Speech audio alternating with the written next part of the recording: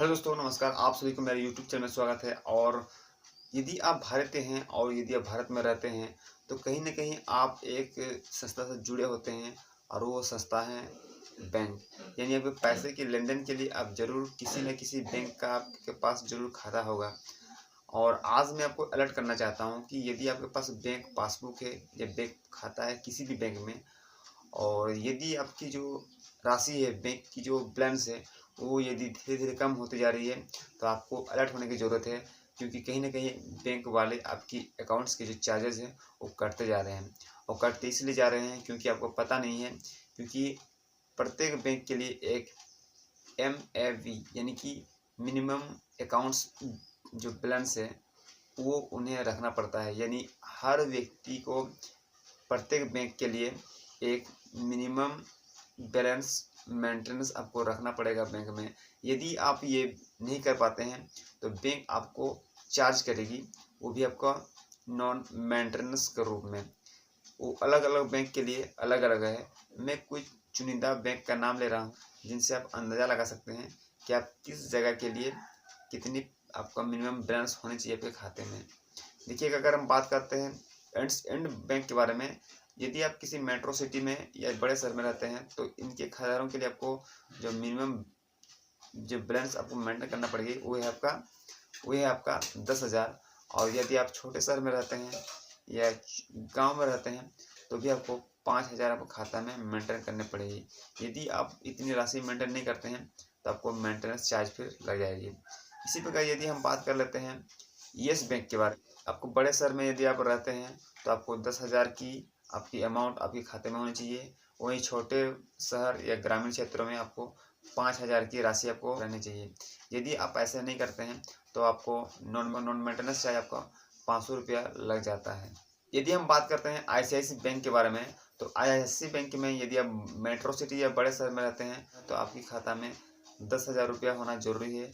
यदि आप छोटे शहर में रहते हैं तो आपके खाता में 5,000 रुपया होना ज़रूरी है। और यदि आप ग्रामीण क्षेत्र में रहते हैं तो आपके खाते में 2,000 रुपया आपको मिनिमम बैलेंस आपको रखना ज़रूरी है। यदि ऐसा नहीं करते हैं तो आपको फिर वही नॉन मेंटेनेंस चार्ज आपको लग जाएगी। अब यदि हम बात करते हैं भारतीय स्टेट बैंक के बारे में, यदि आप बड़े शहर या मेट्रो सिटी में रहते हैं तो आपका जो बैलेंस होनी चाहिए वो आपका 3,000। यदि आप छोटे शहर में रहते हैं तो आपकी जो बैलेंस होनी चाहिए वो आपकी 2,000। और यदि आप ग्रामीण क्षेत्र में रहते हैं तो आपकी खाता का जो बैलेंस होना चाहिए वो है आपका 1,000। यदि इससे कम आप बैलेंस रखते हैं तो आपकी शुल्क वो चार्ज कटना शुरू हो जाएगा। अब हम बात कर लेते हैं PNB बैंक के बारे में।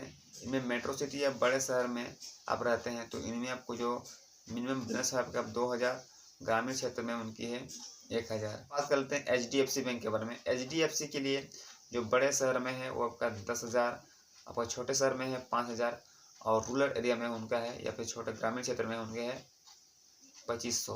बैंक ऑफ इंडिया के बारे में, bank of India metro city या बड़े शहर या मध्यमी क्षेत्र में उनकी जो राशि है वो है 1,000 और ग्रामीण क्षेत्र में है 500 रुपये। ये कुछ बैंकों का नाम हम आपसे शेयर किए हूँ। अभी बात आ रहा है कि मैं कैसे अपना मिनिमम बैलेंस चेक करूँ, ये एक अहम सवाल है। तो आइए हम जानते हैं। मिनिमम एवरेज बैलेंस ही आपका होता है मंथली एवरेज बैलेंस।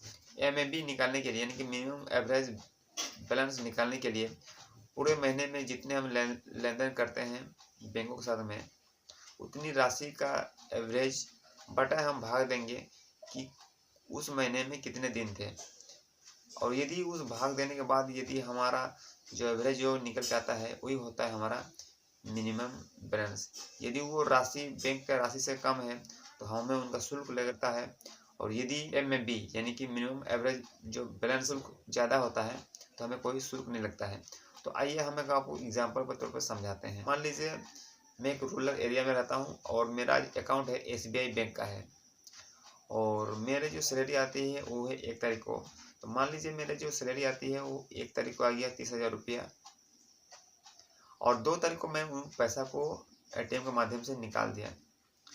तो अभी बात करता हूँ क्या मुझे उसमें शुल्क लगेगा कि नहीं लगेगा। तो हम अपना फॉर्मूला में उसको बैठाते हैं। सबसे पहले हम फाइंड करते हैं MAB यानी कि मिनिमम एवरेज बैलेंस। तो मिनिमम एवरेज बैलेंस हमें ये कहता है कि पूरे महीने में लेन देन, यानी कि हमें एक दिन था मेरे पास 30,000 रुपया, बट उस महीने कुल महीने के दिन, यानी कि हम 30 से भाग देंगे, तो 30,000 को जब हम 30 से भाग देंगे तो हमारे पास आता है 1,000 रुपया। यानी कि यदि देखा जाए एसबीआई का जो ग्रामीण क्षेत्र का जो मिनिमम एवरेज बैलेंस है वो है आपका 1,000 रुपया, जो कि मेरे राशि में भी, जो मेरे कैलकुलेशन में भी मुझे प्राप्त हुआ 1,000 रुपया। तो इसमें मुझे कोई शुल्क नहीं कटेगा। इसको आप ऐसे भी निकाल सकते हैं। मान लीजिए आपकी सैलरी आया 30,000 रुपया और 29,000 आप बैंक से निकाल दिए और 1,000 रुपया आप बैलेंस के तौर पर छोड़ दिए हैं, तो उसको हम ऐसे कैलकुलेशन करेंगे। 30 दिन यानी कि पूरा 30 दिन था आपके पास 1,000 रुपया, तो वही हो गया आपका 1,000 गुना 30, तो आपके पास टोटल हो गया 30,000 और 30,000 बटा 30 तो प्राप्त होता है 1,000 रुपया। तो अगर आपके पास 30,000 रुपया यदि आप पूरी नहीं निकालते हैं, अगर आप 19,000 निकालते हैं और 1,000 आप बैलेंस के तौर में छोड़ देते हैं, तो भी आपके पास कोई शुल्क नहीं कटेगा। इसका जो सूत्र होता है निकालने का, वो है आपका दिन, यानी कि कितने दिन तक कितनी राशि रही है आपके पास बटा उस महीने का दिन, यानी कुल दिन कितने हैं। चाहे कुछ महीने होते हैं 30 दिन का, कुछ महीने होते हैं 31 दिन का, तो आप इस हिसाब से निकाल सकते हैं।